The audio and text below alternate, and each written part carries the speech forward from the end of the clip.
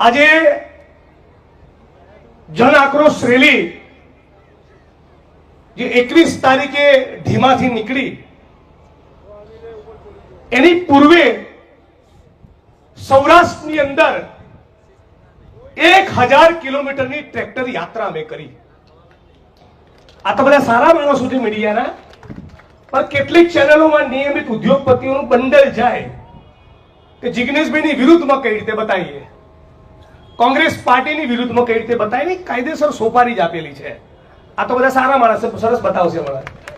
પણ 1100 કિલોમીટર લાંબી જે યાત્રા કરી એ યાત્રાના મૂળમાં કોંગ્રેસ પાર્ટીનો એક જ વિચાર, એક જ ભાવ હતો.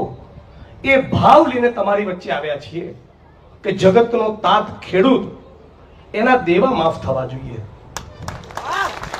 આ કાકોસીની ધરતી યાદ રાખે. ભારત સરકારના આંકડા પ્રમાણે આજની તારીખે આપણા દેશના એક ખેડૂતની ખેતીમાંથી થતી એક દિવસની આવક, ઘર પરિવારના બીજા સભ્યો બીજું કામ કરતા હોય એ નહીં ગણવાનું, ખાલી ખેતીની એક ખેડૂતની એક દિવસની આવક આ 2025ના ભારતમાં ફક્ત 27 રૂપિયા છે. કેટલા? 27 રૂપિયા. અને મુકેશ અંબાણી એ 27 માળની બિલ્ડિંગમાં રહે છે. એટલે નરેન્દ્રભાઈનો ફોટો તમને મુકેશ અંબાણી જોડે જોવા મળશે અને રાહુલ ગાંધીનો ફોટો તમને દાળિયા, ભાગ્યા અને ખેડૂતની પડખે જોવા મળશે.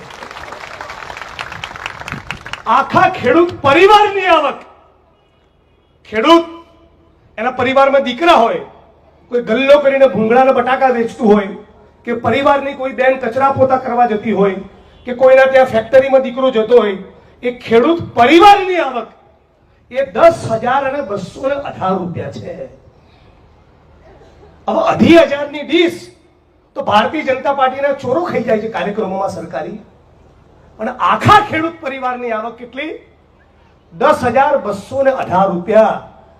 પણ નરેન્દ્રભાઈએ તો તમને ને મને વચન આપ્યું હતું, આખા ગુજરાત અને દેશના ખેડૂતોને વચન આપ્યું હતું કે તમારી આવક ડબલ કરીને બતાવીશું. આવક નહીં, જાવક ડબલ થઈ ગઈ. આજ ગુજરાતની અંદર જે કહેવાતા વાઇબ્રન્ટ અને સ્વર્ણિમ ગુજરાતની અંદર આ કમોસમી વરસાદના કારણે 6 ખેડૂતોએ આપઘાત કરવો પડ્યો. લાજીને ડૂબી મરો ભાજપ પડાવો. અને એટલા માટે અને જનાક્રોશ રેલી એ માંગ લઈને નીકળી છે કે દુનિયા થાય પણ જ્યાં સુધી ગુજરાતના ખેડૂતોના દેવા માફ કરવામાં આવે નહીં ત્યાં સુધી અમે ઇન્કલાબ કરવાના છીએ. અને આ વાત લઈને જન આક્રોશ રેલી નીકળી. સાથોસાથ અમારી માંગણી હતી કે ભાઈ ધારો કે ચંદનજીભાઈને કાલે ગુજરાતના મુખ્યમંત્રી બનાવી દઈએ અને 50 લાખ લોકોને રોજગારી ના આપે એવું બને, પણ ખાલી પડેલા સરકારી પદોમાં ભરતી કરવી એમાં તો કોઈ રોકેટ સાયન્સ છે નહીં. ધારો કે 2.5 લાખ પદ ખાલી હોય તો 5 વર્ષનું તમારું શાસન, દર વર્ષે 50,000 કરીને 2.5 લાખ લોકોને નોકરી આપી દો. એટલે બીજી અમારી ખાસ માંગણી હતી કે ખાલી પડેલા સરકારી પદોમાં ભરતી થવી જોઈએ. વર્ષોથી આપણે બધા કાકોસી હોય, સિદ્ધપુર હોય, પાટણ હોય, વડગામ હોય, ગુજરાતના ખૂણે ખૂણે જઈને બોલીએ છીએ કે આશા વર્કર બહેનો, આંગણવાડીની બહેનો, જીઆઈએસએફના જવાન, સફાઈ કામદાર, મલ્ટીપર્પઝ હેલ્થ વર્કર, પંચાયતના પટાવાળા, હોમગાર્ડના જવાનો આ ફિક્સ પગાર આઉટસોર્સિંગ કોન્ટ્રાક્ટમાં નીચો વહી ગયા. તો આ ફિક્સ પગાર આઉટસોર્સિંગ કોન્ટ્રાક્ટની સિસ્ટમ પણ આ ગુજરાતમાંથી નાબૂદ થવી જોઈએ. આ વાત લઈને અમે આખા ગુજરાતમાં નીકળ્યા હતા, સૌરાષ્ટ્રમાં નીકળ્યા હતા. હવે ભલું થજો હર્ષ સંઘવીનું,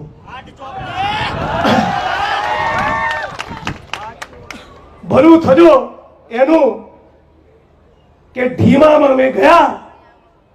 બનાસકાંઠાથી યાત્રા શરૂ થઈ ઢીમાથી 21 તારીખે અને શિવનગર પાસે યાત્રા પહોંચી અને માનનીય તુષારભાઈ અને માનનીય અમિતભાઈની સમક્ષ મારી હાજરીમાં એક શિવનગરની બહેનો આવી અને કીધું કે જિગ્નેશભાઈ દારૂ વેચાય છે ડ્રગ્સ વેચાય છે, ગાંજો વેચાય છે, અને વર્ષોના વર્ષથી બોલી બોલીને થાકી ગયા, પણ છતાં અહીંના પોલીસ વાળા સાંભળતા નથી. બોલો મારે શું કરવાનું? ચૂપ રહું કે છોતરા કાઢું? એટલે નક્કી કર્યું કે હમણાં છોતરા કાઢવામાં આવશે, અને ટોળું લઈને ગયો હજરપંપ પોલીસ સ્ટેશન. કાવો બેટમજી, બરાબર કર્યું ને? આ ગુજરાતની સ્ત્રીઓ, આ ગુજરાતના યુવાનો તમને અરજી આપે, આવેદન પત્ર આપે, વિધાનસભામાં અમે બોલીએ, પત્રો લખીએ, આવેદન પત્રો આપીએ, ગૃહ સચિવને કહીએ, ડીજીને કહીએ, હર્ષ સંઘવીને કહીએ, મુખ્યમંત્રીને કહીએ, અને એ પછી તમારા પેટનું પાણી ના આવતું હોય તો પાટણના એસપી હોય કે ગુજરાતના કોઈ પણ ખૂણાના હોય, તાવ આવી જશે. યાદ રાખી લેજો, સુદામા ચોકડી પર ડ્રગ્સ મળે છે, મને ખબર છે. અને યાદ રાખી લેજો, આ 4 દિવસની ઇન્સ્ટાગ્રામની રીલ બનાવવાનો કાર્યક્રમ નથી, છોડા કાઢી નાખવા માટે નીકળ્યા છીએ. અને ત્યાં જઈને પછી બધી બહેનો અને માતાઓ ધમધમાટી બોલાવી. ત્યાંના જિલ્લા પોલીસ વડા થરાદના, ત્યાંના પોલીસ ઇન્સ્પેક્ટર, જાહેરમાં કહું છું, એમને 10-12 દિવસથી વધારે નહોતા થયા. મુખ્યત્વે વાંક એમનો નથી, પણ ત્યાં એક પોલીસ સબ ઇન્સ્પેક્ટર જે પોલીસ ઇન્સ્પેક્ટરના પાવરમાં ફરે છે, જેને સત્તાના આશીર્વાદ છે, એ અને ડીવાયએસપીની જવાબદારી બનતી હતી કે એસપી ને જાણ કરે કે અહીંયા આટલા ધંધા ચાલે છે, સાહેબ બંધ કરાવો. મારી બહેનો ખોટી નથી. એ છતાં મીડિયામાં શું સીન ક્રિએટ કર્યો કે જિગ્નેશભાઈ જે લોકોને લઈને ગયા હતા ત્યાં તો કે બુટલેગર હતો. અને બુટલેગર હતો, તમે મંજીરા વગાડતા હતા? દારૂ ગુજરાતમાં વેચાતો હોય તો બુટલેગર નીકળે. પણ મૂળ ફરિયાદ હતી બહેનોની. આ તમારી વચ્ચે ગુજરાતની જનતા સમક્ષ ચોખવટ કરવી જરૂરી છે. અને બહેનોની રજૂઆતના પગલે અમે ગજગજાઈને ત્યાં આગળ બેટિંગ કરી. મરચા લાગ્યા પહેલા 8 ચોપડીને. કાર્યક્રમ કર્યો થરાદમાં, અને રેલો આવ્યો સુરત અને ગાંધીનગરમાં, અને બરાબર ભરેલા તીખા તમતમતા મરચા લાગ્યા. અને પછી ભાઈ બોલ્યા કે સંસ્કાર નથી. અને ગુજરાતની વસ્તી પછી તો જે ચડી બેઠી છે, આવડી સોશિયલ મીડિયામાં ત્યારની ઘડીને આજનો દિવસ ચોપડાવે છે. આખા ગુજરાતે કાર્યક્રમ ઉપાડી લીધો છે. ચારે બાજુથી ફોન આવે છે. 70 અડ્ડાઓનું લિસ્ટ મને પાટણ અને વડોદરાનું ગઈકાલે રાત્રે મને મળ્યું. પછી તપાસ કરી જયાબેન, તો લગભગ 70-80% તો બધું બંધ થઈ ગયું છે અહીંયા. બાકીનું 20-25% બાકી હશે ને એવું સમજતા છે કે અમિતભાઈ ને જિગ્નેશભાઈ તો રેલી પટેલે ઘેર જતા રહેશે. પડોશી છું વડગામ વાળો, બૂમ પાડશું એટલે આવી જઈશ. સેજ પણ ઢીલું મૂકવાનું નથી. પણ મિસ્ટર સંઘવીને કહેવા માંગુ છું, કાવો આ કાકોસી અને પાટણની ધરતી પરથી તમને ચેલેન્જ કરું છું. દારૂ અને ડ્રગ્સના મુદ્દે ગુજરાત પોલીસ ભવનના પ્રાંગણમાં એક જાહેરમાં મારી સાથે ડિબેટ થઈ જાય, અને દૂધનું દૂધ અને પાણીનું પાણી કરીએ. તમને પડકાર ફેંકું છું, મારી સાથે જાહેરમાં ડિબેટ કરો. અને તમને વચન પણ આપું છું, 8 ચોપડી ભરેલા છો, 9માના પાઠ્યપુસ્તકનો કોઈ સવાલ નહીં પૂછું. બસ. પણ તમને સવાલ તો પૂછવામાં આવશે કે કયો એ મંત્રી છે જે કુટણખાના, જુગારના અડ્ડા, દારૂના અડ્ડા અને ડ્રગ્સના કાળો કારોબારમાંથી કમાય છે. એ મંત્રી કોણ છે? આ સવાલ પૂછો કે નહીં? જે ડ્રગ્સના કાળા કારોબારમાંથી કમાય એને ગુજરાતનો ગદ્દાર કહેવાય કે નહીં? બોલો, જે ડ્રગ્સના કાળા કારોબારમાંથી કમાય એને શું કહેવાય? એને શું કહેવાય? ગુજરાતનો ગદ્દાર. શું કહેવાય એને? બે મુઠ્ઠી તાળીને બોલો, જે ડ્રગ્સમાંથી કમાય એને શું કહેવાય? કોનો ગદ્દાર? બધા બોલો, શું કહેવાય? આવા ગુજરાતના गद्दारों ने छोड़वाना नहीं। माननीय पवन जी, पुलिस के कुछ दोस्तों ने फोन करके 2 दिन पहले मुझे बताया, कल चंदन जी भाई को बताया, मेरी विधानसभा की टीम में किसी ने बताया कि जिग्नेश भाई आपके खिलाफ जिस प्रकार से आसाम में साजिश हुई, उस प्रकार की साजिश की गुजरात की भाजपा सरकार और एक बार तैयारी कर रही है। तो मैंने बताया 2 दिन पहले ही आसाम की कोर्ट ने महिला के साथ छेड़छाड़ी करने का जो केस लगा था, उसकी जो सेक्शन थी वो धारा मेरे खिलाफ से निकाल दी है।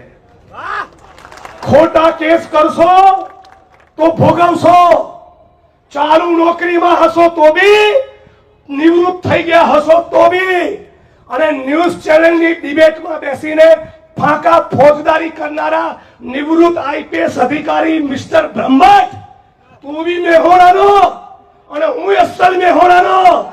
મેહોણાના કયા ગામમાં કેટલી જમીનો તેન તારા હાડુભાઈને બનાવી લીધી છે ને, બધાનો રેકોર્ડ મારી જોડે આવી ગયો છે।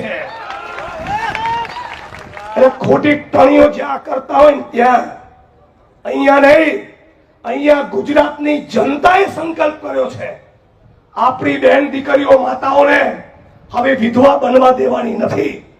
હું 2 મિનિટમાં મારી વાણીને વિરામ આપીશ, પણ આપ તમામ લોકોને હાથ જોડીને વિનંતી કરું છું, દારૂના વ્યસનમાંથી કદાચ તમારો દીકરો બચી જશે, કદાચ સફળતાપૂર્વક તમે પ્રયત્ન કરશો તો બહાર આવશે, પણ એકવાર ડ્રગ્સની ચુંગાલમાં ફસાયો એટલે કાયમ માટે તમે એને ભૂલી જજો।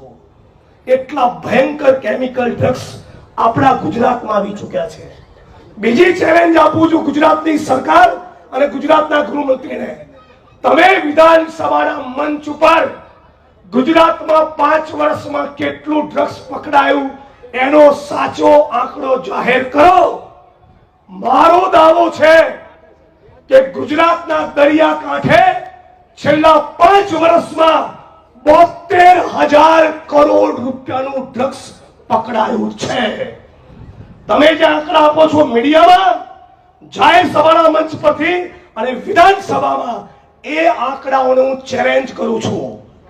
સાચો આંકડો એનાથી પણ ગંભીર છે। સવાલ નંબર 3, કાકોસીના કોઈ વ્યક્તિના ઘરમાંથી ડ્રગ્સ પકડાય તો ભી પોલીસ એની પૂછપરછ કરવી જોઈએ કે ના કરવી જોઈએ?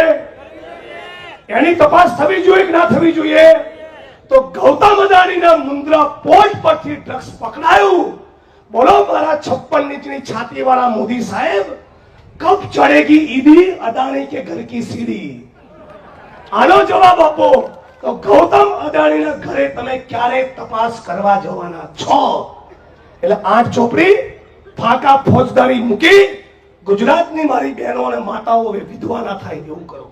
આવો બધા સાથે મળીએ અને એક નવું ગુજરાત બનાવીએ, એક ઉજળું ગુજરાત બનાવીએ, સાબિત કરીએ કે ગાંધી અને સરદારનું ગુજરાત છે, ઇન્દુલાલ યાજ્ઞિક અને રવિશંકર મહારાજનું ગુજરાત છે।